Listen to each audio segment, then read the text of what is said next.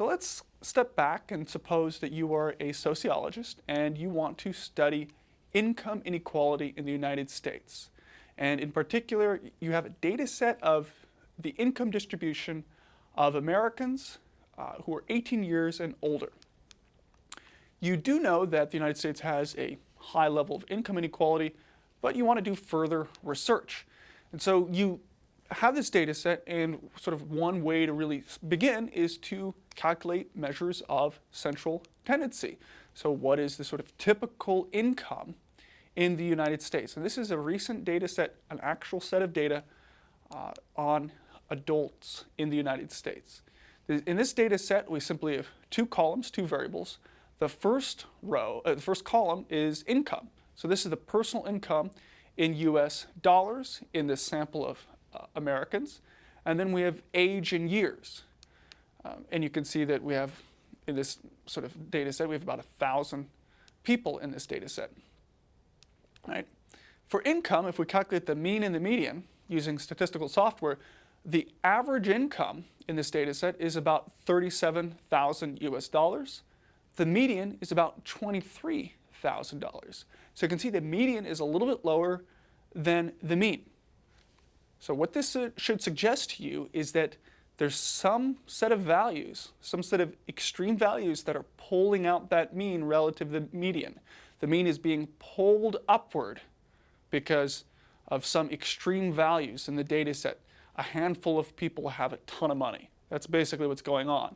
So sometimes when you hear in the news or in the media, when people talk about the median income, they're reporting the median income rather than the mean income, because it's commonly thought that if you just report the mean income as a measure of the typical income of an adult in the United States, that's misleading, because as a measure of central tendency, that's being pulled upward by the relatively small number of people who have a ton of money. So the median income is typically reported if you want a sort of snapshot summary of the center part of the income distribution. So you have an idea, based on this sort of analysis so far, of what the typical income is in your data set. But you might ask, well, we're just looking at the center part of this distribution, of this numerical variable. What's the income for the very rich, for the top 1%? What's sort of the income for the bottom 1%? So if you look at the tails of this distribution, how much money are they making? Well, this requires a different measure of location than just these measures of central tendency.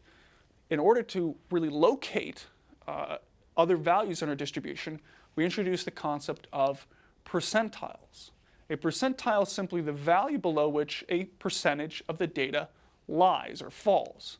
So for example, if people talk about the 30th percentile, that's the value below which 30% of the observations may be found. So 30th percentile, 30% of the observations lie below that. The 50th percentile, the median, 50% of the data lie below that value. That's simply what a percentile is. It's a measure of location or position of a variable's values. And you hear percentiles used all the time. I should mention that sometimes if you calculate percentiles by hand, it can get a little bit tricky. So for this course, and in general when you do data analysis, most people calculate percentiles using statistical software. A related concept to percentiles is quartiles. So here's a number line marking different percentiles. We have the 0th percentile, the 25th percentile, 50th percentile, the 75th percentile, and the 100th percentile. These percentiles just indicate the percentage of the data that lie below a certain value. So the 50th percentile, 50% of the data lie below that value. It's sometimes useful to distinguish certain kinds of percentiles that we call quartiles. So those are simply percentiles that are quartiles. So the 25th percentile is the first quartile. If you divide a distribution into 4 parts, you have these different quartiles. You have these 3 quartiles. So the first quartile is the 25th percentile. The second quartile is the 50th percentile, or the median. And the 75th percentile is the 3rd quartile. So, for example, the 75th percentile, the 3rd quartile, that's just telling you that 75% of the observations lie below the value associated with that quartile. And so I've labeled it here. Now, the different quartiles. One sort of point that you should keep in mind is that the median is the same as the 50th percentile, which is the same as the second quartile. Those three terms mean the same thing. Now, sometimes you'll also see a reference to the fourth quartile and the quartile 0. Those are simply the 0th percentile and the 100th percentile, respectively. So quartile 0 is the 0th percentile, quartile 4 is the 100th percentile. Right? Sometimes you'll see reference to that. There are also other names for quartiles that you might encounter. So sometimes the 25th percentile is also called the lower quartile, and the 50th percentile is called the median, as I just mentioned, and the 75th percentile is sometimes called the upper quartile. So if somebody's telling you, I looked at the value of the lower quartile and the value of the upper quartile, what they're really talking about is the 25th and the 75th percentile, right? And I've labeled it here. Again, this is just all terminology. It all means the same thing. The whole point about quartiles is that often it's useful to not talk about specific percentiles, but to look at bigger chunks. And these bigger chunks of our distribution we call quartiles. So let's look at our income data. We already looked at the measure of central tendency in terms of the mean and the median, or the 50th percentile. Well, let's think about the top 1%, the bottom 1%. So if we, and then other quartiles as well. So if we look at these different quartiles, you can see the first quartile is about $8,600.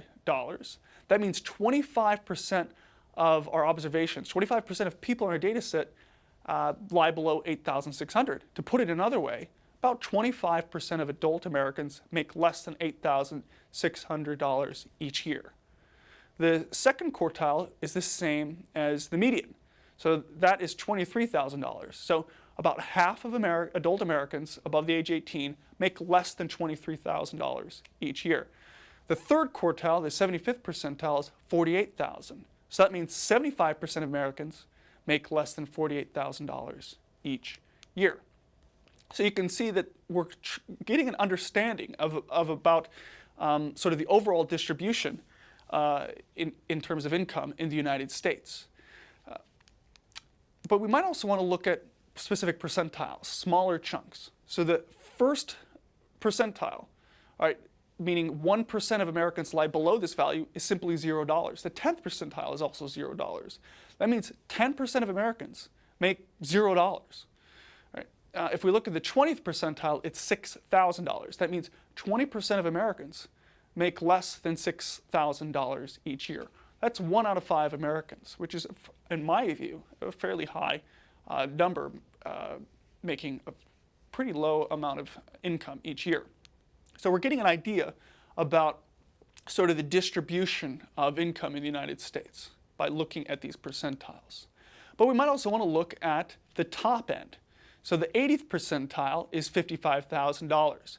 What that's telling us is that 80% of Americans make less than $55,000 each year. The 90th percentile is $80,000, which tells us that 90% of Americans make less than $80,000 each year. And then the 99th percentile is $298,000. To put it another way, in order to be in the top 1%, you have to make more than $298,000. To put it even a different way, about 1% of Americans earn more than $298,000. So we're getting an idea of the overall distribution by looking at these percentiles and quartiles. To sort of give you a snapshot overview, to be a member of the top 1%, you have to have an income equal to or greater than $298,000.